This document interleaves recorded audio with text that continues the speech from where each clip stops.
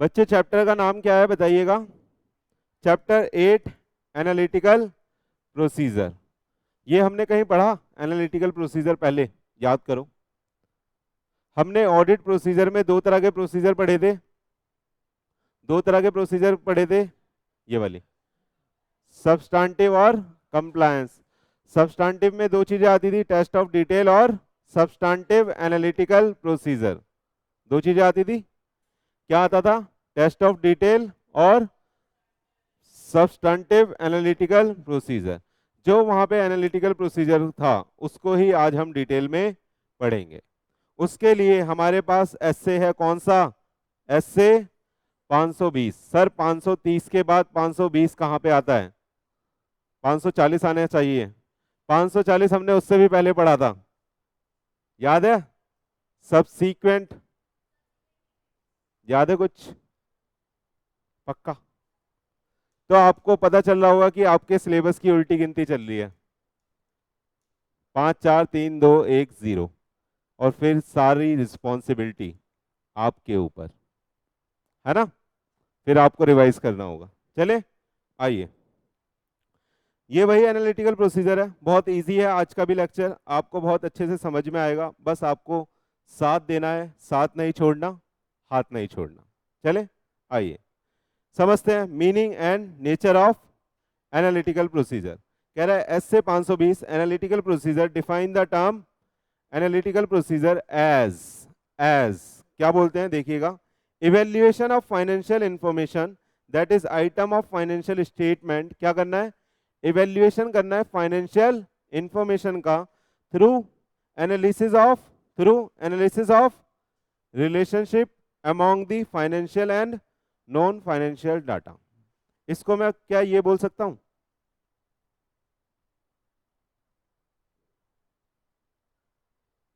हाँ बताइए, आ रहा है समझ में?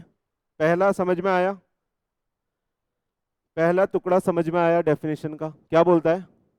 इवेल्युएशन करना फाइनेंशियल इंफॉर्मेशन का through analysis of relationship among financial और नॉन फाइनेंशियल डाटा। तो ये तो आपको आता ही है, आप रिलेशनशिप ही तो देखते हैं ऐसे करके। क्या होता है आइडियल रेशो, है ना? कई बार आप डेट इक्विटी रेशो भी निकालते हो, तो क्या कर रहे होते हो आप ये सब निकालते हुए? सर हम क्वेश्चन कर रहे होते हैं एफएम के। क्या कर रहे होते हो आप एनालाइज कर रहे होते हो रिलेशनशिप, है ना? किसमें? फाइनेंशियल्स डेटा में। हाँ, क्या नॉन फाइनेंशियल डेटा में भी रेशो यूज होता है? कोई एक रेशो बताइए। यूज होता है, कोई एक रेशो बताइए। आपने एम्प्लॉय टर्नओवर रेशो का नाम सुना है? क्या होता है वो? क्या वो फाइनेंशियल डाटा है? वो नॉन फाइनेंशियल डाटा है। तो जो रेशो एनालिसिस है वो नॉन फाइनेंशियल डाटा में भी होती है। क्लियर है? जैसे आपको ये देखना है कि total employee to top management ratio, कि टॉप मैनेजमेंट में कितने एम्प्लॉय हैं और टोटल कितने एम्प्लॉय हैं। ऐसा रेशो निकल सकता है? हाँ निकल सकता है। रेशो तो किसी भी चीज का निकल सकता है। रेशो का मतलब तो रिलेशनशिप है, आप किसी में भी स्टैब्लिश कर सकते हो। आ रहा है या नहीं आ रहा? क्लियर है या नहीं है? मेल फीमेल का रेशो निकाल सकते हो कि एक ऑर्गेनाइजेशन में क्या स्ट्रक्चर है, मेल का क्या फीमेल का, कितने मेल है कितने फीमेल है। समझ में आ रहा है? समझ में आ रहा है? तो ये तो किसी के माइंड में दो राय नहीं है कि सिर्फ सर फाइनेंशियल डाटा का ही रेशो निकलेगा, नॉन फाइनेंशियल का भी निकल सकता है। और इसी एनालिसिस को, अगर हम इस एनालिसिस को यूज कर रहे हैं फाइनेंशियल इंफॉर्मेशन को इवेल्युएट करने के लिए, तो हम उसको क्या बोलते हैं? ये एक एनालिटिकल प्रोसीजर है। क्लियर है? आगे आइए। तो ये वाला पार्ट समझ में आ गया? कह रहा है also include necessary investigation of identified fluctuation और relationship that differ from relevant information. क्या बोला? क्या मैं इसको ये बोल सकता हूं?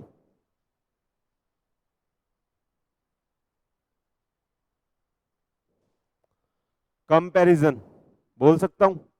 हाँ। क्या कह रहा है? ये इंक्लूड करता है, क्या इंक्लूड करता है? Analytical procedure also include necessary investigation of identified fluctuation और relationship that differ from the relevant information, relevant information past year data, past year data से आज की सेल कितनी मैच कर रही है, कितनी डिफर कर रही है, आप ऐसे रिलेशनशिप निकाल सकते हो, ऐसे आप कंपैरिजन से एनालिसिस कर सकते हो। हाँ, और आपने बजट का चैप्टर पढ़ा है क्या कोई कॉस्टिंग में? बजट में भी तो आप यही कर रहे होते हो। आप क्या करते हो, पहले आपका बजट डिसाइड होता है, फिर आप उसे एक्चुअल से कंपेयर करते हो। अगर ज्यादा डेविएशन आ रहा है, आप बोलोगे इतना सारा डेविएशन क्यों आ रहा है भाई, है ना। दो चीजें होती है ना, एडवर्स और फेवरेबल। गेम खेलते हो वहां पे एडवर्स का और फेवरेबल का, फेवरेबल इम्पैक्ट है या एडवर्स इम्पैक्ट है, वो कैसे कर पा रहे हो आप, क्योंकि आपने सीख लिया है एनालिटिकल प्रोसीजर को करना। ये भी एक एनालिटिकल प्रोसीजर है जो आप कर रहे हो वहां पे। कैसे, पहले हमने बजट डिसाइड कर लिया। बजट कैसे डिसाइड होता है सर? प्रीवियस ईयर के एक्चुअल के बेसिस पे, जो प्रीवियस ईयर में ट्रांजैक्शन हुई है, जो बेस है, उन एक्चुअल को देखकर, जो एक्चुअल सिनारियो है उसको देखकर हम आज का बजट डिसाइड करते हैं। फिर वो आज का बजट आज के एक्चुअल से वेरी करता है, तो वो वेरी कर रहा है, इसी चीज की स्टडी हो रही है कि क्यों वेरी कर रहा है। यही एक एनालिटिकल प्रोसीजर है। आया, इससे सरल शब्दों में तो नहीं समझा पाऊंगा। आया, बहुत इजी है, आ रहा है। आइए, कह रहा है for detail analysis please refer the blow mention example. Example देख लीजिए, बहुत इजी है, देखिए आपके बजट से ही रिलेटेड है। सब दिख रहा है ये आपको? अब दिख रहा है? देखो, कह रहा है evaluation of hotel room rent revenue. Hotel room rent revenue का आप इवेल्युएशन कर रहे हो बाय यूजिंग प्रिडिक्टिव मॉडल। क्या यूज करके? यानी आप बजटेड मॉडल ही बोल दें, प्रिडिक्शन लगाना, हम बजट डिसाइड कर रहे हैं कि इतना रेवेन्यू हमारा आएगा। आ रहा है या नहीं आ रहा? आइए, तो कह रहा है हमने room rent per day assume कर लिया, average room rent per day कितना आएगा ये हमने एज्यूम कर लिया। और कह रहा है नंबर ऑफ रूम हमारे पास कितने हैं ये भी हमने एज्यूम कर लिया, ये तो हमें पता ही होगा 50 है। कह रहा है ऑक्यूपेंसी रेशो, ये हमने देख लिया कि लास्ट ईयर से कि कितना हमारा जो होटल है वो ऑक्यूपाइड रहता है, तो कह रहा है भैया हमारे होटल की डिमांड अच्छी है तो 90% ऑक्यूपेंसी रहती है। और ऐसा 365 दिन चलता है, क्योंकि हमारा सीजनल बिजनेस नहीं है, हमारे यहाँ हमेशा दर्शन करने लोग आते रहते हैं। समझ में आ रहा है? आइए, जब आपने इन सबको मल्टीप्लाई कर दिया तो आपके पास टोटल रेवेन्यू आ जाएगा।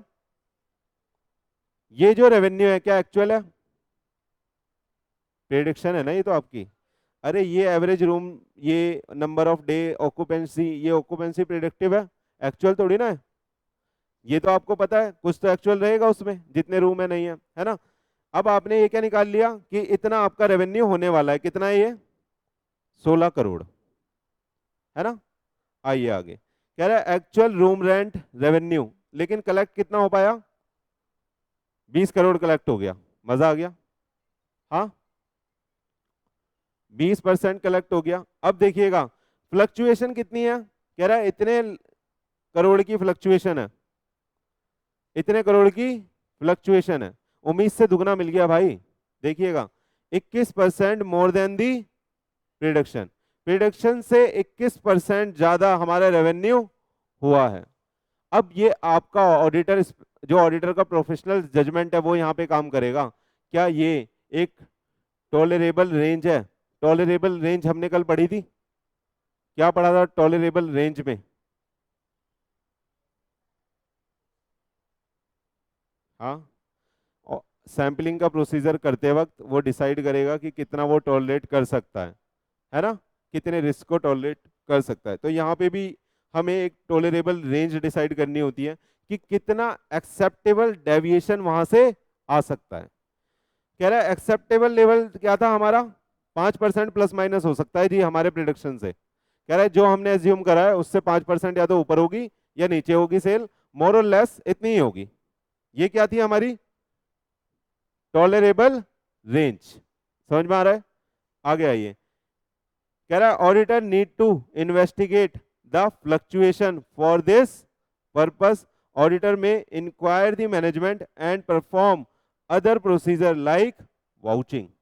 अब ऑडिटर डिटेल में जाके चेकिंग करेगा कि भैया जब आपका प्रेडिक्शन इतना कम था, जब आपका प्रेडिक्शन इतना कम था 16 करोड़ का आप रेवेन्यू कलेक्ट कर पाओगे, लेकिन आपने 20 करोड़ का कैसे कर लिया। अभी एक स्लाइड भी पूरी नहीं हुई है, आइए। तो बेटा यहां पे जो डेविएशन आ रहा था वो कितने परसेंट का आ रहा था बताइए, 21%। लेकिन एक्सेप्टेबल यानी टॉलरेबल रेंज हमारी कितनी थी, 5%, तो उससे ज्यादा आ रहा है। तो ऑडिटर को क्या करना पड़ेगा, auditor need to investigate the fluctuation for this purpose, auditor को इंक्वायर करना पड़ेगा मैनेजमेंट को और परफॉर्म करने पड़ेंगे अदर ऑडिट प्रोसीजर। सुनिएगा, एनालिटिकल प्रोसीजर करके उसने डेविएशन निकाल लिया, अब उस डेविएशन के ऊपर भी काम करना है, ये देखना है कि भैया ये जो डेविएशन इतना ज्यादा क्यों आया है। तो आप अदर प्रोसीजर करोगे, आइए, जैसे कि वाउचिंग, जैसे कि वाउचिंग करके आप पता लगाओगे कि भैया ये रियल में इतना हुआ था या नहीं। अभी आगे देखेंगे अदर प्रोसीजर इसी के ऊपर, है ना, समझ में आया। आइए अब सुनिएगा, ये आपको आता है अच्छे से। कह रहा है analytical procedure comprised of consideration of relationship यानी रेशियो एनालिसिस, आइए, among financial item and among financial and non financial item. Done. ऐसे भी कर सकते हो, जैसे आपने देखा कि पीएनएल में वेजेस या सैलरी डली हुई है, कितने की, 10 करोड़ की। तो आप उसको कंपेयर कर सकते हो कि कितने नंबर ऑफ एम्प्लॉय काम कर रहे हैं, उतने से आप अपने फाइनेंशियल वैल्यू को नॉन फाइनेंशियल वैल्यू से कंपेयर करके निकाल सकते हो कि वेदर ये एक्चुअल फिगर आ रही है या नहीं आ रही। समझ पा रहे हो आप मेरी बात। 10 करोड़ की सैलरी को जस्टिफाई करने के लिए वहां एम्प्लॉय भी तो होने चाहिए, और उन एम्प्लॉय की पोजीशन को जस्टिफाई करने के लिए वहां डेजिग्नेशन होनी चाहिए, डेजिग्नेशन के लिए वहां पे वो वाला काम होना चाहिए। समझ में आया। वो एम्प्लॉय अगर आपको 10 करोड़ अगर आप सैलरी पे खर्च कर रहे हो, वो आपको अगर 50 करोड़ 90 करोड़ 100 करोड़ कमा के दे रहे हैं, तो वहां पे जस्टिफाइड हो जाएगा कि भैया आपका 100 करोड़ का रेवेन्यू जनरेट करके दे रहे हैं, तो आप 10 करोड़ इन्हें सैलरी दे रहे हो। डन। अब पता लगा भैया टोटल सेल ही 9 करोड़ है, 10 करोड़ आप सैलरी दे रहे हो, जस्टिफाइड है ये फिगर, फिगर ही जस्टिफाइड नहीं है। सही है। वहां पे आप 10 करोड़ सैलरी है, एम्प्लॉय 2 बैठे हैं वहां पे, जस्टिफाइड है नहीं। तो आप फाइनेंशियल आइटम को नॉन फाइनेंशियल के साथ भी कंपेयर कर सकते हो एनालिटिकल प्रोसीजर में। आया समझ में। देखो अभी नीचे इसका एग्जांपल है, अभी पढ़ेंगे, आइए सुनिए। कह रहा है कंसिडरेशन ऑफ कंपैरिजन भी आप कर सकते हो। कंपैरिजन कैसे कैसे कर सकते हो, with the prior period information यानी last year financial results, audited financial result से, ऑडिटेड फाइनेंशियल स्टेटमेंट से आप कंपेयर कर सकते हो कॉरस्पॉन्डिंग फाइनेंस टाइम के रेवेन्यू। समझ में आ रहा है। हाँ आइए, कह रहा है विद एंटिसिपेटेड रिजल्ट, आपने कोई प्रिडिक्शन करी, आपने प्रोविजनल बैलेंस शीट, सॉरी आपने प्रोविजनल बैलेंस शीट बनाई हुई थी, और अब आपकी ऑडिटेड बैलेंस शीट बन के आई, उसमें कितना वेरिएशन आ रहा है, इससे एनालिसिस कर सकते हो कि भैया जहां जहां जिस जिस एरिया में ज्यादा वेरिएशन आ रहा है वहां पे आप डिटेल में जाके अदर ऑडिट प्रोसीजर लगाओगे। क्लियर है नहीं है। आइए, जैसे बजटेड डाटा और ऑडिटर प्रेडिक्शन और एक्सपेक्टेशन, और आप विद इंडस्ट्री नॉर्म्स के साथ भी अपने फाइनेंशियल स्टेटमेंट को कंपेयर कर सकते हो। जैसे मैंने बोला कि भैया आपकी टेक्सटाइल का बिजनेस है और आपकी इंडस्ट्री में ही मार्जिन 5% है, आप 50% दिखा सकते हो, आपका नेट प्रॉफिट 50% आ रहा है, क्या आप इंडस्ट्री को बीट करके आगे चले जाओगे क्या। तो पूछा जाएगा भैया अगर जा रहे हो तो ऐसा क्या एक्सेप्शनल कर रहे हो आप जो इंडस्ट्री में नहीं हो रहा, और क्या आप 0.5% प्रॉफिट दिखा सकते हो, भैया इतना कम क्यों दिखा रहे हो, ऐसा क्या कर रहे हो आप। इंडस्ट्री का तो 5% है, इंडस्ट्री समझ रहे हो आप, इंडस्ट्री का मतलब है एवरेज, सबको मिला दे तो जो जो उसमें धंधा कर रहा है जितने भी लोग। चलें आगे। तो कंपैरिजन किस किस से हो सकता है, प्रायर पीरियड फाइनेंशियल स्टेटमेंट से, प्रायर पीरियड रिजल्ट से, प्रेडिक्शन से, आपके एंटिसिपेटेड रिजल्ट से, और इंडस्ट्री के साथ। क्लियर है। चलें आगे। आइए, कह रहा है एप्लीकेशन ऑफ एनालिटिकल प्रोसीजर, कह रहा है कहां कहां पे आप एनालिटिकल प्रोसीजर को यूज कर सकते हो। देखिएगा ये भी समझ में आएगा बिल्कुल। कह रहा है एनालिटिकल प्रोसीजर, देखिए प्लीज, एनालिटिकल प्रोसीजर में be applied during the different phases of audit. Phases कौन कौन सी होती है, प्लानिंग, एग्जीक्यूशन, कंक्लूजन, पढ़ा था ये। ऑडिट स्ट्रेटजी, प्लानिंग, प्रोग्राम पढ़ा था। आइएगा प्लानिंग में कैसे हो सकता है, देखिए to understand the client business, क्या एनालिटिकल प्रोसीजर यूज हो सकता है? हाँ जी हो सकता है। To determine the nature, time and extent of the procedure to be performed, कह रहा है to identify and assess the risk of material misstatement. तो कह रहा है जो ऐसे 315 में चीजें करते हैं वो चीजें करने के लिए हम एनालिटिकल प्रोसीजर के टूल को यूज कर सकते हैं। आ रहा है? आइए देखिएगा, कह रहा है use of analytical procedure during the initial phases deal with ऐसे 300 और 315, ये मैंने वहां पे आपको पढ़ाया था, याद है? नहीं, नहीं है तो बहुत अच्छी बात है तो उससे भी अच्छी बात है ना? नहीं है तो पढ़ोगे, है तो और अच्छे से पढ़ोगे। क्लियर है?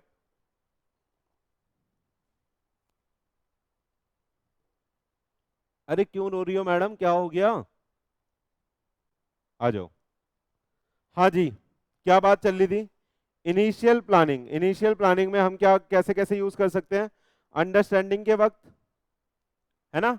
अंडरस्टैंडिंग लेते वक्त क्लाइंट के बिजनेस की, डिटरमाइन करते वक्त नेचर, टाइम इन एक्सटेंट, और आइडेंटिफाई और एसेस करते वक्त risk of material miss statement. यानी प्लानिंग के स्टेज पे हम एनालिटिकल प्रोसीजर को यूज कर सकते हैं इन सब कामों के लिए। क्लियर है? क्या ये बताना पड़ेगा डिटेल में जाके कि अंडरस्टैंडिंग में कैसे करोगे और एंटी डिटरमाइन करने में कैसे करोगे? बोलो, हो जाएगा? समझ में आ रहा है ये? हाँ आइए, ये आरएपी करते हैं ना यहाँ पे, रिस्क असेसमेंट प्रोसीजर, तो जहाँ पे पंगा होगा वहाँ पे आप मार्क कर लोगे और उसको अच्छे से परफॉर्म करोगे, रिस्पॉन्सिव डिजाइन करोगे उसके लिए। क्लियर है?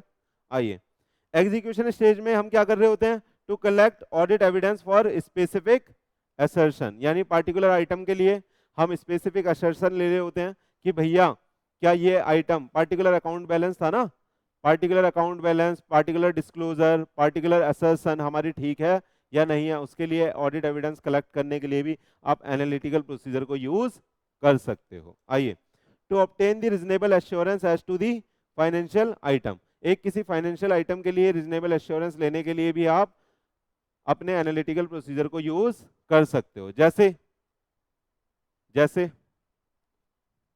जैसे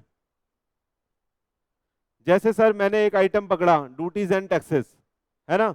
तो मैंने देख लिया पिछली साल में कितना पे हुआ था और इस साल में रेवेन्यू का कितना परसेंट उसमें पे हुआ है।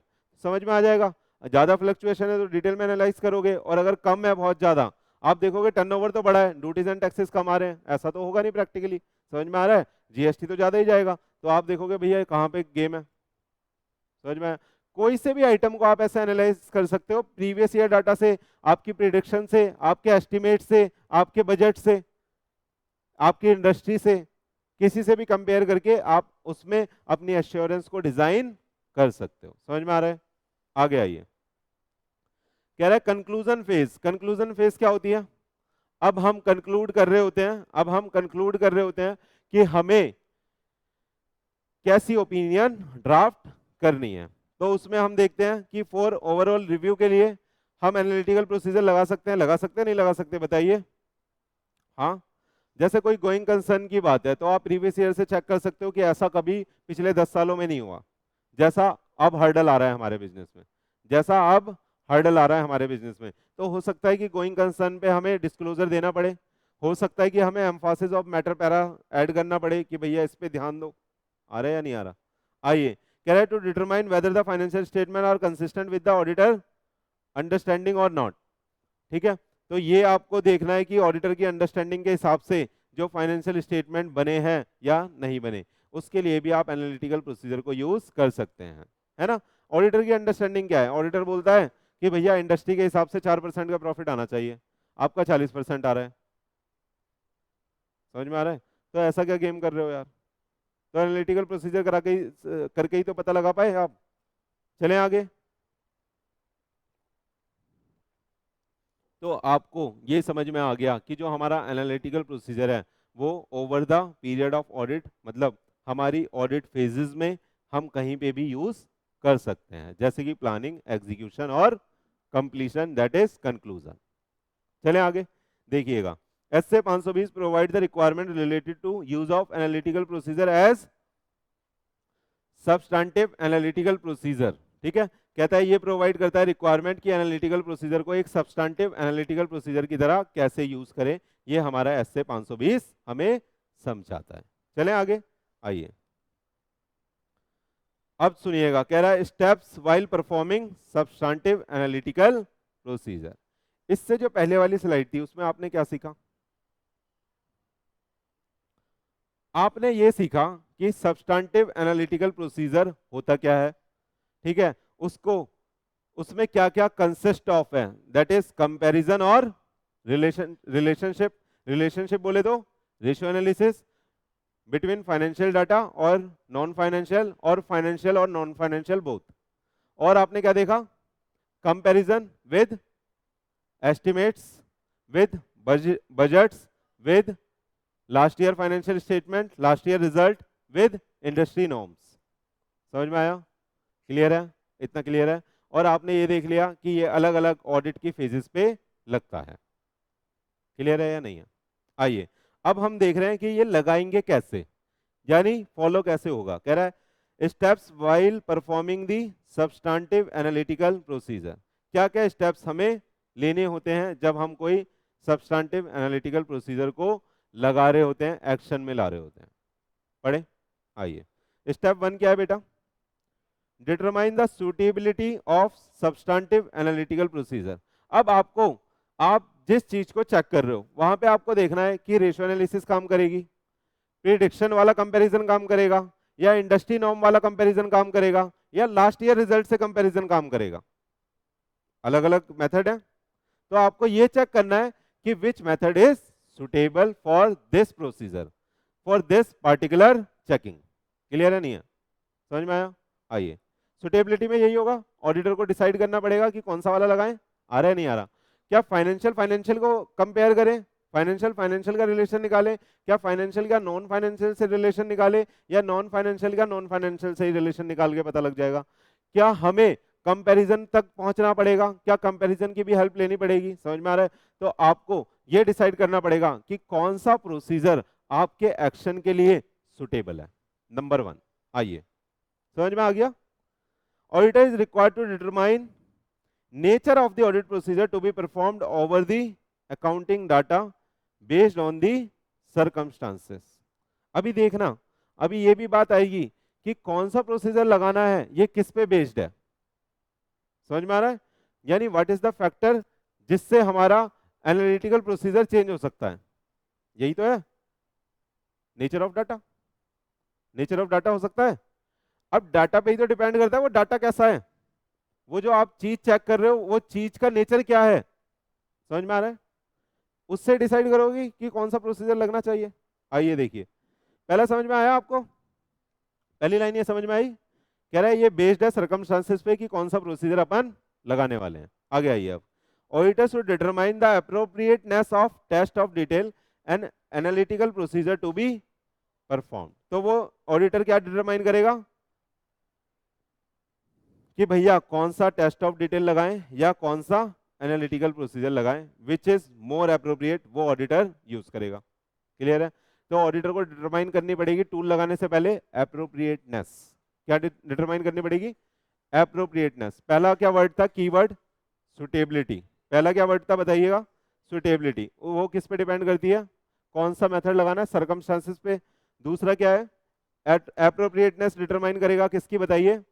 एनालिटिकल प्रोसीजर की या टेस्ट ऑफ डिटेल की, कि कौन सा लगाना है। आगे आइए, फिर कह रहा है while determining the use of analytical procedure auditor should consider certain factor आ गए भाई, समझ रहे हो फैक्टर का मतलब क्या? बोलेगा क्वेश्चन, बोलेगा आप ना एक एनालिटिकल प्रोसीजर लगा रहे हो, तो what are the factors you should consider while performing the analytical procedure या डिजाइनिंग द एनालिटिकल प्रोसीजर। समझ में आ रहा है क्वेश्चन क्या आएगा? अब ध्यान से देखिएगा, इजी है बहुत।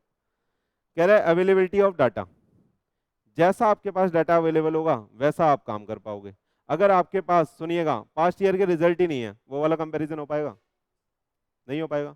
आपके पास कोई प्रिडिक्शन ही नहीं है, आपके पास कोई प्रिडिक्शन, कोई बजट ही नहीं है, क्या वैसे वाला कंपैरिजन हो पाएगा? आप जो काम कर रहे हो, इंडस्ट्री नहीं है, इंडस्ट्री बिल्कुल नहीं है, इंडस्ट्री का कोई एवरेज आप निकाल ही नहीं पा रहे, तो आप बोलोगे मैं रेशियो एनालिसिस लगाऊंगा। रेशियो के लिए भी डाटा चाहिए, चाहिए नहीं चाहिए? अगर आपके पास रेशियो के लिए डाटा नहीं हो पा रहा तो आप और कोई मेथड लगाओगे, आ रहा है नहीं आ रहा? फिर आप नॉन फाइनेंशियल पे भी देख सकते हो कि आप सैलरी को कंपेयर कर रहे हो नंबर ऑफ एम्प्लॉय से, आप लाइबिलिटी को कंपेयर कर रहे हो एसेट से। आ रहा है समझ में आपको? कोई सा भी आप एनालिटिकल प्रोसीजर लगाओगे, लेकिन ये टोटली डिपेंड करता है अवेलेबिलिटी ऑफ डाटा पे, कि कैसा डाटा आपके पास अवेलेबल है कि नहीं? बताओ, समझ में आ रहा है या नहीं आ रहा? पॉइंट समझ में आया ये वाला? इसमें लिख दोगे अंदर की लाइनें? हाँ, बुक से पढ़ लोगे? आगे चलें। पहला फैक्टर क्या था?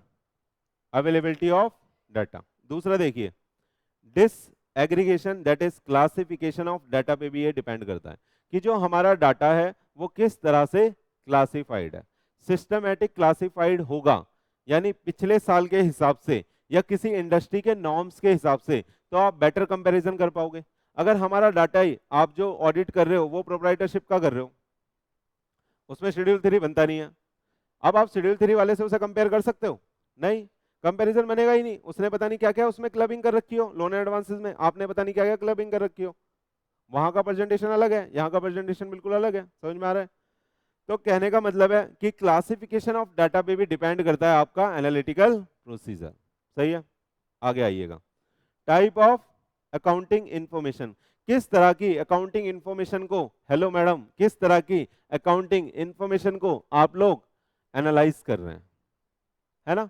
हो सकता है वो नॉन फाइनेंशियल अकाउंटिंग इंफॉर्मेशन हो, तो उसमें रेशो लगा दोगे आप। आइए, सोर्स ऑफ इंफॉर्मेशन। अब रिलायबिलिटी तो टोटली डिपेंड करती है सोर्स पे, कि अब आप कोई प्रोसीजर लगा रहे हो तो आपको ये देखना पड़ेगा ना, अगर मेरा बजट कोई सेट हुआ है उसका सोर्स क्या था? क्या हवा में बजट बन गया? पहली बार बजट बन जाएगा? पहली बार कभी बजट बनेगा ही नहीं।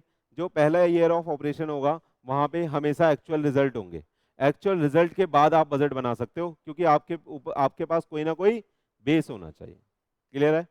तो कह रहा है कि सोर्स ऑफ इंफॉर्मेशन कैसी है भैया, बजट को भी डिसाइड करने के लिए, प्रिडिक्शन को भी लगाने के लिए आपको कुछ ना कुछ सोर्स चाहिए कि इस कंक्लूजन पे, इस एस्टिमेट पे, इस जजमेंट पे आप कैसे पहुंचे हो। समझ में आया? तो सोर्स ऑफ इंफॉर्मेशन पे भी डिपेंड करता है कि आप कौन सा वाला एनालिटिकल प्रोसीजर लगाओगे। अगला, ये तो बहुत इजी है, क्या है? Comparability of information. अगर कंपेरेबल होगी तो कंपैरिजन हो पाएगा, अदरवाइज हो ही नहीं पाएगा। ग्रुपिंग अच्छी नहीं है, आपने ठीक से बनाया ही नहीं है, कंपेयर ही नहीं कर पा रहे हम। सही है, लैंग्वेज दूसरी बना दी, बहुत सारी चीजें हो सकती है, नॉर्म्स फॉलो नहीं करें तो कंपेयर नहीं हो पाएगी। जो आप डाटा एनालाइज कर रहे हो वो ठीक से ड्राफ्टेड ही नहीं है, पूरा मैशअप हो रखी है अकाउंटिंग, घंटा कंपैरिजन हो पाएगा? कंपैरिजन कब हो पाएगा? जब ड्राफ्टिंग अच्छे से होगी, क्लासिफिकेशन अच्छे से होगा, समरी अच्छे से बनेगी। समरी का मतलब समझते हो आप? बैलेंस शीट बनाना होता है ना, समराइजेशन 11th क्लास में, कुछ याद है? अरे, recording, classification, summarisation, analysis, interpretation, communication. Recording का मतलब होता है जर्नल एंट्री, क्लासिफिकेशन का मतलब होता है लेजर, समराइजेशन का मतलब होता है बैलेंस शीट, समरी तो होती है वो पूरे साल की।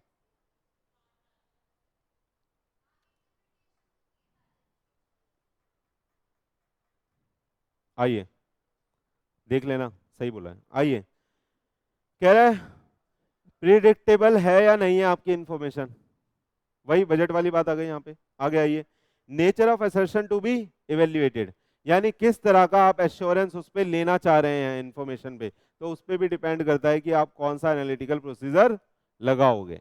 छोटी मोटी चीज होगी, पिछली बार से कंपेयर कर ले भाई, बढ़िया वाली चीज होगी, आप बोलोगे इंडस्ट्री से भी कंपेयर कर, पिछली बार से भी कंपेयर कर, रेशो भी निकाल। क्लियर है नहीं है?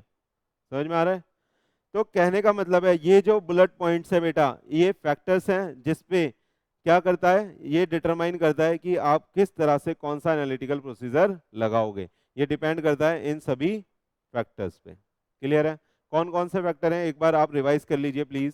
Availability of data, classification of data, types of accounting information, source of accounting information, comparability of information, predictability of information, nature of assertion to be evaluated. याद हो जाएगा, याद हो जाएगा, प्लीज याद रखिएगा, मैं इसको इंपॉर्टेंट मार्क कर रहा हूं।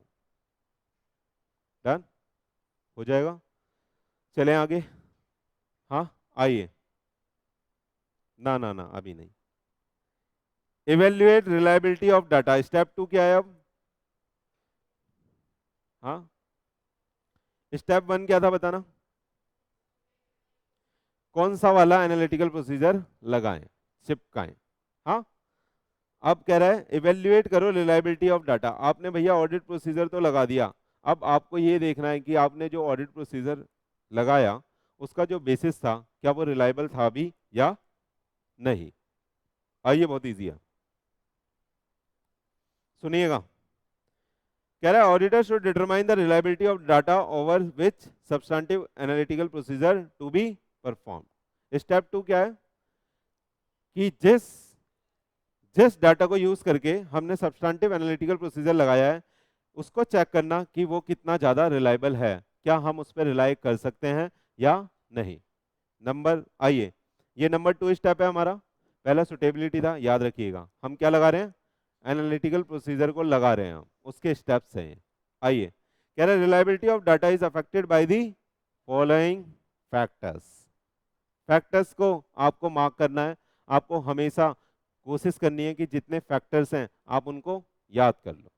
आइएगा कह रहे रिलायबिलिटी ऑफ डाटा किस पे, किस चीज से अफेक्ट हो जाती है। अगर सोर्स ऑफ इंफॉर्मेशन अवेलेबल है तो मोर रिलायबल है या लेस रिलायबल है।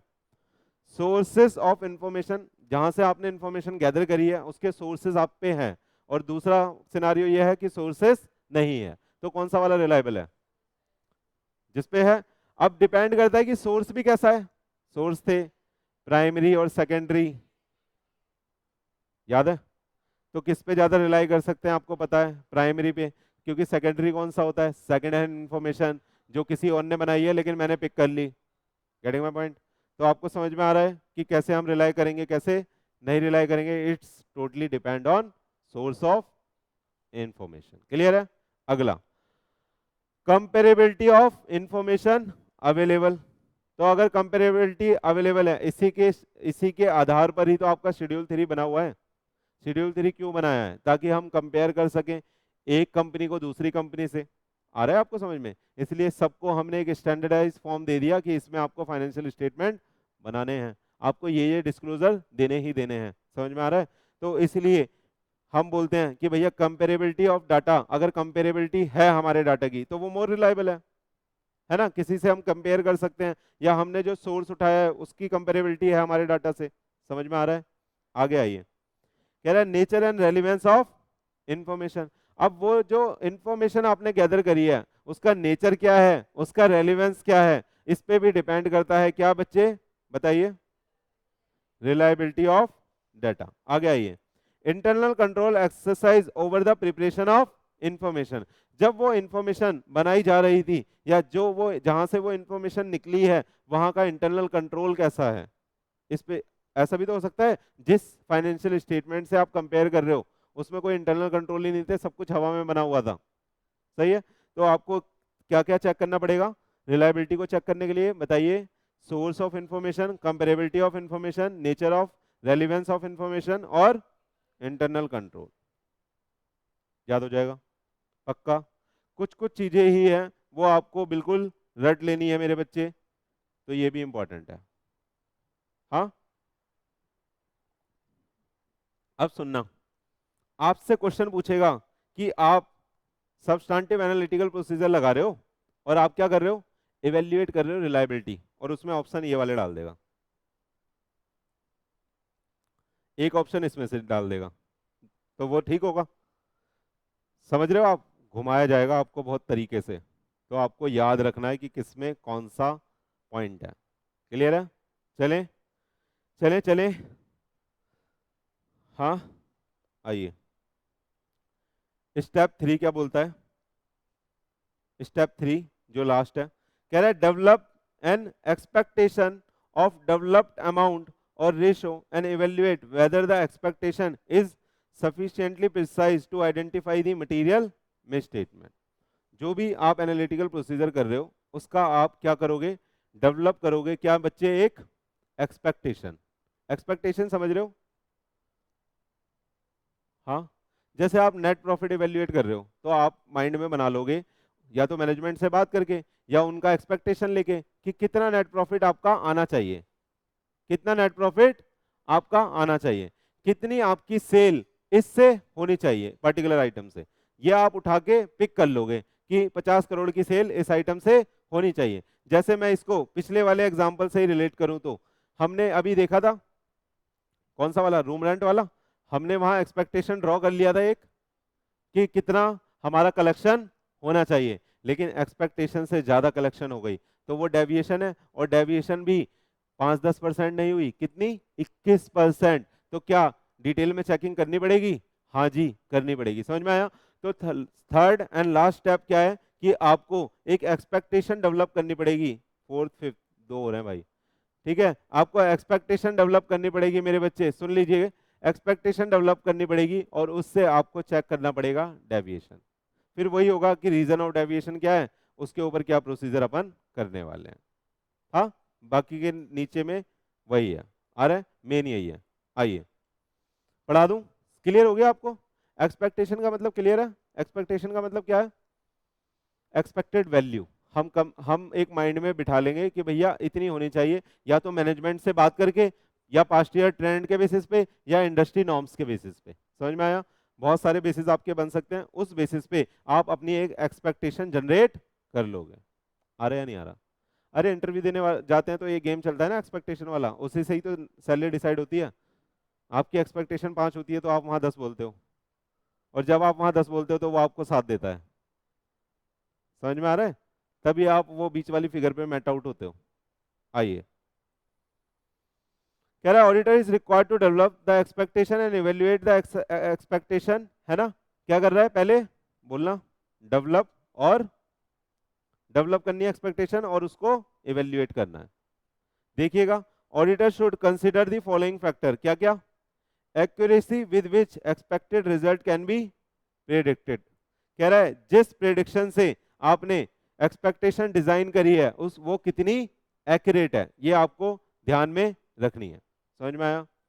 आप मेरे को बताओ, जब आप कोई एक्सपेक्टेशन ड्रॉ कर रहे होगे तो मान लो आप किसी की सेल एक्सपेक्ट कर रहे हो, तो जो उस चीज के लिए ऑथराइज बंदा होगा मैनेजमेंट का, आप उससे बात करोगे या किसी एम्प्लॉय को पकड़ के पूछ लोगे कि भैया कितनी सेल होती है इस आइटम की, ऑथराइज बंदे को। तो उससे आपको पता चल जाएगा कि आपकी बात किससे हुई है। आप बोल रहे हो कि भैया मेरी सीएफओ से बात हुई है, सीएफओ हर बार फाइनेंशियल स्टेटमेंट बनाता है, उसकी पकड़ है इसके ऊपर, तो उसने मेरे को लिख के दिया है कंपनी के लेटर हेड पे। तो आपको समझ में आ रहा है कि कितनी एक्यूरेट होगी इन्फॉर्मेशन या नहीं होगी? समझ में आ रहा है? और अगर आपने किसी एम्प्लॉय से उठा लिया तो डाटा, आपकी प्रेडिक्शन एक्सपेक्टेशन ही गलत है, क्योंकि आपने किसी भी एम्प्लॉय से पूछ लिया, एक्यूरेट सोर्स से ही नहीं आया डाटा। समझ में आ रहा है? तो आपको ये डिटरमाइन करना है कि जो आपने प्रेडिक्शन करी है वो उसकी एक्यूरेसी कैसी है। समझ में आया? आगे आइए, extend to which data can be disaggregated, मतलब किस एक्सटेंड तक जो हमारा डाटा है वो क्लासिफाइड है ना? किस एक्सटेंड तक हमने उसे क्लासिफाई करा है। और availability of information, availability of information के बेसिस पे ही आपकी एक्सपेक्टेशन डिपेंड करती है। अगर कोई इंफॉर्मेशन अवेलेबल नहीं है, ना मैनेजमेंट बता रहा, ना इंडस्ट्री से पता चल पा रही, समझ पा रहे हो? आप किसी इंडस्ट्री का, मान लो आपके पास कोई नया क्लाइंट आया है और आप उसका क्या कर रहे हो, कोई नया क्लाइंट आया है और आप उसका क्या कर रहे हो मेरे बच्चे, बताना, जीपी रेशो एसरटेन कर रहे हो। क्या कर रहे हो? जीपी रेशो, उसकी एक्सपेक्टेशन ले रहे हो आप। डन। अब बस आपके पास उसके पास्ट ईयर रिजल्ट है, ना इंडस्ट्री से पता चल पा रहा क्योंकि नई नई वो नया नया काम उसने चालू करा है, ऐसा काम कोई कर ही नहीं रहा। डन। और ना पास्ट ईयर का उसका कोई रिजल्ट है। डन। तो ये अब कितनी एक्यूरेट है नहीं है, ये अवेलेबिलिटी ऑफ इंफॉर्मेशन पे डिपेंड हो गया टोटली। डन। हम बोलेंगे भैया हम पे इंफॉर्मेशन अवेलेबल नहीं थी तो उतनी ज्यादा एक्यूरेट तो नहीं है, लेकिन ठीक ठाक एक्सपेक्टेशन है हमारी। आ रहा है समझ में? नहीं आ रहा? क्लियर है? चलें आगे। तो सुनिएगा, ये क्या था, ये कौन से फैक्टर थे मेरे बच्चे जिसके ऊपर हमारी एक्सपेक्टेशन डिपेंड करती है? क्या क्या है बताइएगा? अंजलि मैडम बताइएगा।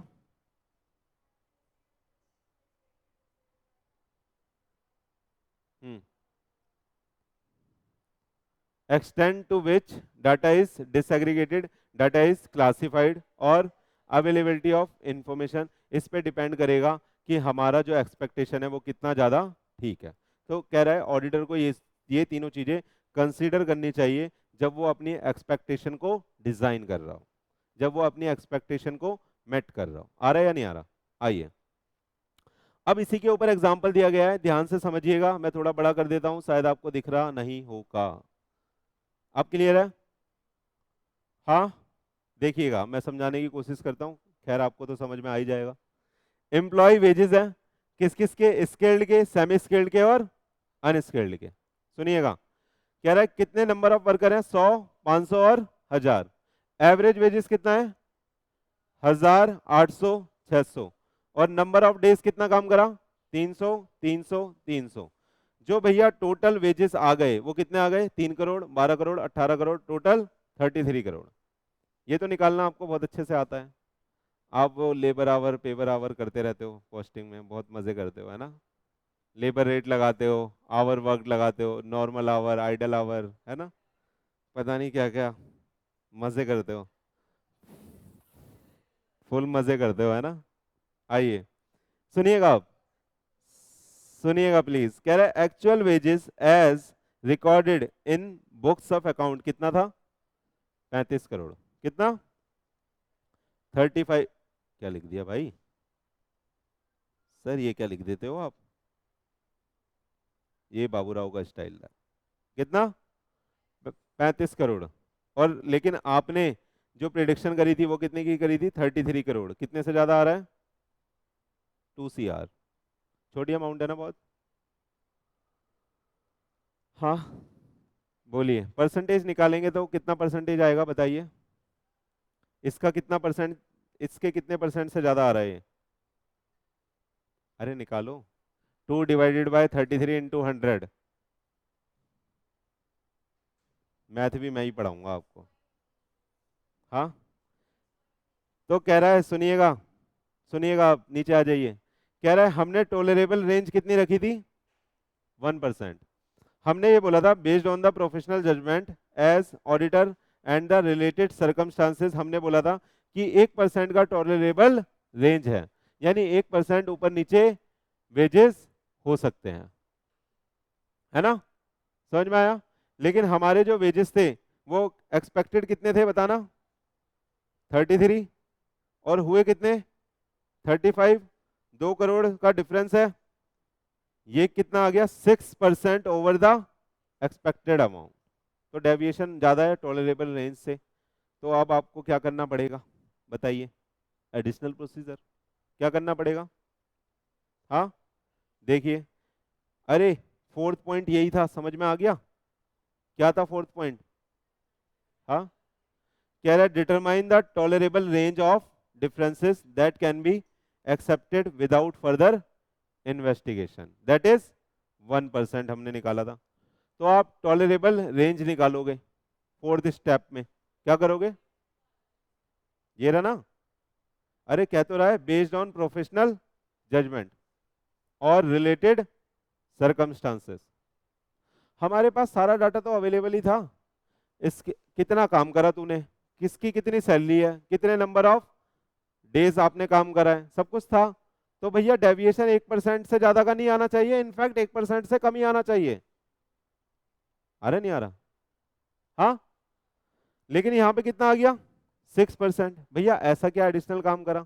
तो या तो इसके रिस्पेक्ट में मेरे को कोई एडिशनल रेवेन्यू दिखा दो जो आपने कमा के दिया। ओवर टाइम लगाई होगी, ओवर टाइम में ज्यादा प्रोडक्शन हुआ होगा तो ज्यादा सेल हुई होगी, दिखा दो। आ रहे? या कोई एक ऐसा स्पेशल काम दिखा दो जो फ्यूचर में हमें फायदा देगा, है ना? हो सकता है कि डायरेक्टली सेल को अफेक्ट ना करे। कोई आप ऐसा काम कर रहे हो, आप एडवर्टीजमेंट पे काम कर रहे हो, ज्यादा रुक के ओवर टाइम लगा रहे हो, लेकिन प्रोडक्शन नहीं कर रहे, काम किस पे कर रहे हो? एडवर्टीजमेंट पे। तो भैया वो मेरे को दिखा दो। समझ में आ रहा है आपको? आइए देखिएगा आप। कह रहा है step 5, investigating the difference beyond the, clear है?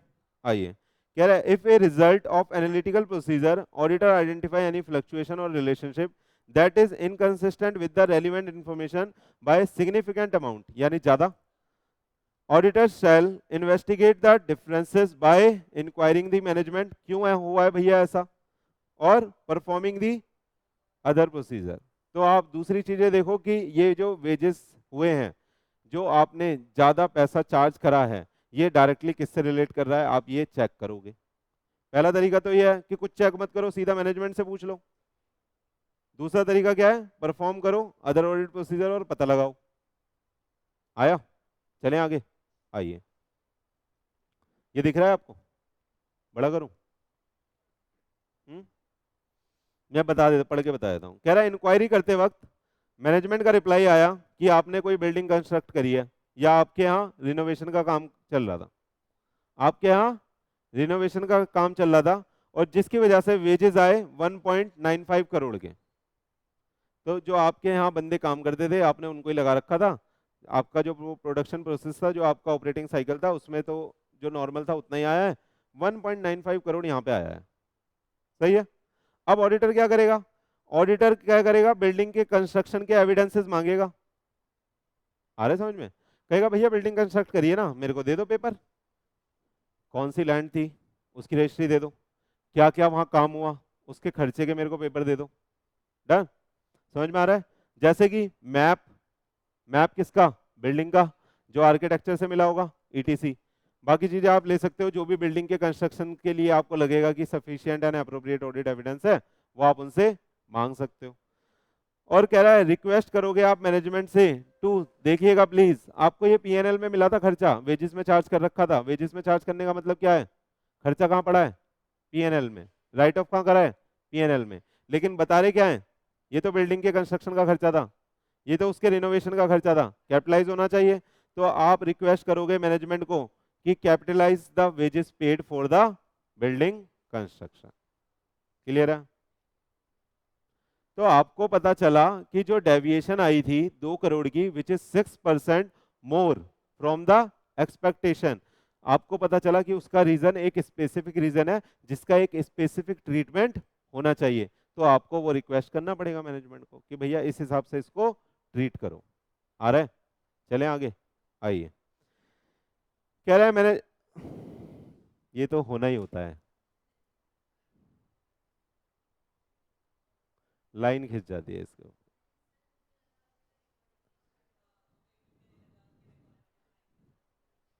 चल तो रहा है अभी, चल तो रहा है, अब हो रही है नहीं हो रही है तो बाद में ही पता चलेगा।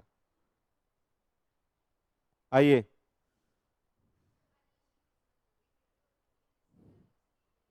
Management reply please, management reply क्या आया इस बार?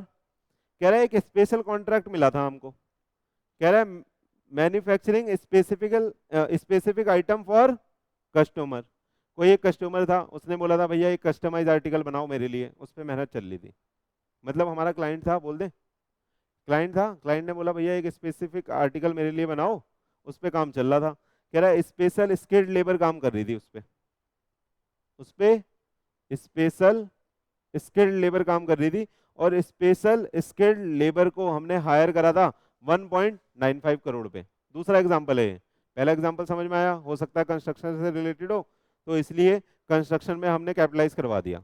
ये दूसरा एग्जांपल है जिसमें बोला क्या, एक स्पेशल कॉन्ट्रैक्ट मिला था, और जिसमें हम क्या कर रहे थे मेरे बच्चे, एक अलग प्रोडक्ट बना रहे थे, कस्टमाइज प्रोडक्ट बना के दे रहे थे कस्टमर को। उसके लिए हमने एक मनीष मल्होत्रा को हायर करा था। हमारा फैशन डिजाइनिंग का काम था, तो लहंगा किसी को चाहिए था मनीष मल्होत्रा का, हमने उसे बुलाया था, भाई बना, उसने हमसे चार्ज कर लिया 1.95 करोड़। कर सकता है, आराम से कर सकता है। आइए, तो आप क्या करोगे, स्पेशल कॉन्ट्रैक्ट की कॉपी मांगोगे, कहीं मनीष शर्मा तो नहीं आया था, चेक करोगे ना। आइए, अब कह रहे हैं रेवेन्यू, उस स्पेशल कॉन्ट्रैक्ट से आपको रेवेन्यू भी आई होगी, जब आप इतना महंगा भैया स्किल्ड लेबर लगा के काम कर रहे हो, उससे पैसा क्या कमाया, तो बता रहा है उससे 5 करोड़ कमाए। 3 करोड़ का तो बेनिफिट है, तो अच्छा ही काम है, बिजनेस के लिए तो फेवरेबल ही है। तो कहता है इस 5 करोड़ को क्या क्रेडिट करा है पीएनएल अकाउंट में आपने, कहीं घर तो नहीं ले गए? समझ में आ रहा है? तो आप उनसे बोलोगे कि भैया इसको क्रेडिट करो पीएनएल अकाउंट में। अगर ये सब करा है तो ओके है, आया, ये सब करा है तो ओके है। और इसी के साथ हम इस स्लाइड को पूरा कर चुके हैं। अब एक छोटी सी स्लाइड बची है। आपने क्या सीख लिया इसके साथ, बोलो, आपने इसके साथ क्या सीख लिया मेरे बच्चे, बोलो बोलो। एनालिटिकल प्रोसीजर के स्टेप्स कैसे कैसे आपको वो लगाना है, और आप इससे लास्ट में कंक्लूजन तक पहुंच गए कि अगर कोई डेविएशन है तो हम मैनेजमेंट को बोलेंगे भैया इसको चेंज करो, उसका अपनी रिपोर्ट के ऊपर इम्पैक्ट देख लेंगे, और अगर नहीं है तो ओके, क्लियर है, समझ में आया। आइए ले लो भैया ब्रेक ले लो, ले लो ब्रेक ले लो, कोई बात नहीं। चलिए अब बेटा बस इस चैप्टर में हमारा एक छोटा सा पार्ट रह गया है जो बोलता है technique while using techniques while using substantive analytical procedure, यानी इन प्रोसीजर को करने की टेक्निक, ये भी डिस्कस कर चुके हैं। जैसे कह रहा है, देखो पहली कौन सी है, ट्रेंड एनालिसिस। आप क्या कर रहे हो, सब्सटैंटिव एनालिटिकल प्रोसीजर कर रहे हो, उसकी ये टूल्स हैं, टेक्निक्स हैं कि कौन कौन, जैसे मैंने बता दिया रेशो, मैं तो पढ़ा ही रहा हूं आपको टेक्निक लगा के, अरे ये सारी टेक्निक का नाम ले लेके ही तो आपको मैंने सब कुछ समझा दिया, तो टेक्निक आपकी हो रखी है, बस आपको देखने का एक बारी। आइए बोल रहा है ट्रेंड एनालिसिस, कह रहा है comparison of the data of current period with one और मोर प्रायर पीरियड। कह रहा है आप किसका ऑडिट कर रहे हो, 22-23 का, ध्यान से सुनिएगा, आप किसका ऑडिट कर रहे हो बच्चे, 22-23 का। आपने उसकी सेल देख ली कितनी है, 39 करोड़, डन। और 21-22 की कितनी थी, 32, इसकी कितनी थी 31, और इसकी कितनी थी 40, डन। लेकिन आपके हिसाब से सेल इतनी होनी चाहिए थी, कितनी 56, क्योंकि पहले कितनी थी 40। आप बोल रहे हो कि इंडस्ट्री में इतना इंक्रीज होता है हर बार, फिर उससे इतना और इंक्रीज होगा, फिर उससे इतना और इंक्रीज होगा, समझ में आया। तो आप क्या कर रहे हो, ये एक तरह से कंपैरिजन कर रहे हो। अगर आप, ये एक तरह से मैंने इंडस्ट्री का ले लिया ट्रेंड, और ये आपका एक्चुअल हो गया, तो आप एक्चुअल को ट्रेंड से कंपेयर करके क्या कर रहे हो, ट्रेंड एनालिसिस, सही है। ट्रेंड के हिसाब से सब कुछ चल रहा है तो बढ़िया है, नहीं चल रहा तो पूछोगे कि ऐसा क्यों हो रहा है, कहाँ कमी हो रही है, डन, समझ में आ रहा है। चलें आगे, रेशियो एनालिसिस देख लो, ये तो पता ही है, ये पढ़ाने की कोई जरूरत नहीं है, बचपन से पढ़ रहे हो। To establish the relationship among the financial non financial item, it also involves the comparison of the significant ratio of the current period with that of the prior period or anticipated ratio or industry averages, clear है। या तो current year से compare कर लो ratio को, या पिछले से, या किसी इंडस्ट्री से, मतलब दूसरा प्लेयर होगा कोई आपका कंपटीटर, उससे। आ रहा है या नहीं आ रहा, क्लियर है। तो रेशियो एनालिसिस के तो आप मास्टर हो, पढ़ाने की जरूरत नहीं है, 12th में वाइवा में बहुत पूछा गया था। रीजनेबल रीजनेबल टेस्ट, ये क्या होता है, बोलो बोलो बोलो बोलो बोलो। कह रहा है आप, अरे वही मैंने बोला ना, एम्प्लॉय को, नंबर ऑफ एम्प्लॉय को आप वेजेस के अमाउंट से कंपेयर कर सकते हो, है ना।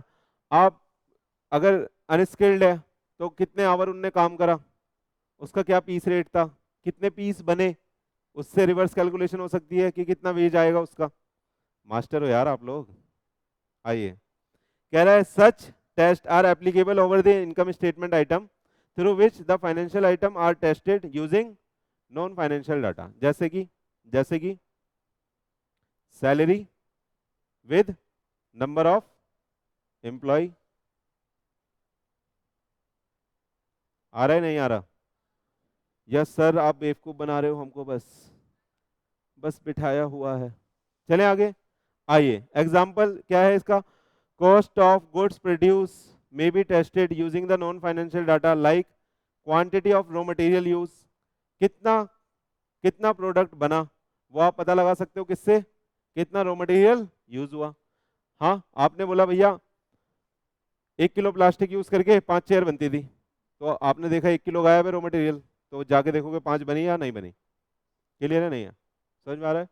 आइएगा, लेबर आवर वर्कड दे दिया एग्जांपल इसका, है ना, समझ में आ रहा है। स्ट्रक्चरल मॉडलिंग क्या होती है ये बोलो, मैं पढ़ देता हूँ। स्ट्रक्चर मॉडलिंग देखोगे आप, कह रहा है a modelling tool that construct a statistical model from the financial और non financial data of the prior period so as to predict the current period balances. यानी प्रायर पीरियड आइटम से आप prediction लगा रहे हो। स्ट्रक्चरल मॉडलिंग का मतलब क्या है, प्रिडिक्शन लगाने के लिए, प्रिडिक्शन लगाने के लिए आपने जो स्टैट्स का डेटा कलेक्ट करा है अब वाले करंट से कंपेयर करने के लिए, क्यों बच्चे, उसको क्या बोला गया, स्ट्रक्चरल मॉडलिंग करना। यानी आपने बहुत सारे डाटा की, अरे ये करते हैं ना, उसमें भी करते हैं, ये शेयर मार्केट में बहुत सारा देखते हैं डाटा वाटा, फिर उसके हिसाब से आज के रिजल्ट एनालाइज करते हैं। तो आप भी ये एनालिटिकल प्रोसीजर में कर सकते हो। और इसी के साथ बेटा मेरे को ऐसा लगता है कि 80 से 520 हमने पूरा समाप्त कर दिया है, खत्म कर दिया है। आपके 8 चैप्टर कंप्लीट हो चुके हैं, मुबारक हैं आप। और आपका इसी के साथ मेरे ख्याल से मॉड्यूल 1 समाप्त हो गया है, लेकिन आपको रिवाइज करना है। आप ये मत समझिएगा कि यहाँ पे खत्म होने से, प्लीज इधर ये मत समझिएगा कि यहाँ पे खत्म होने से आपको सब कुछ आ गया, आया तो है लेकिन बस समझ में, अभी याद करना है, which is more important, most important part in CA examination. याद करना सबसे बड़ा टास्क है थ्योरी में, है ना। वो नई सीरीज आई है ना, वो नई सीरीज आई है, आप उसमें भी देखोगे, उसके पहले सीजन में ये दिखाया, एक बच्ची अच्छा सा रट्टा मार के आती है, तो जो टीचर होते हैं वो भी सीए साहब होते हैं, तो वो बोलते हैं कि भैया आपका रटने का जो नॉलेज है, जो तरीका है वो अच्छा है, आपको कॉर्पोरेट लॉ में काम आएगा। ये डायलॉग है उसके अंदर। डायलॉग क्यों बना, क्योंकि वो रियलिटी है। डन। और आप रियल लाइफ जी रहे हो तो आप उसको करोगे। क्लियर है, नहीं है? चलिए, तो आज के लिए इतना ही रखते हैं मेरे बच्चे। Thank you very much.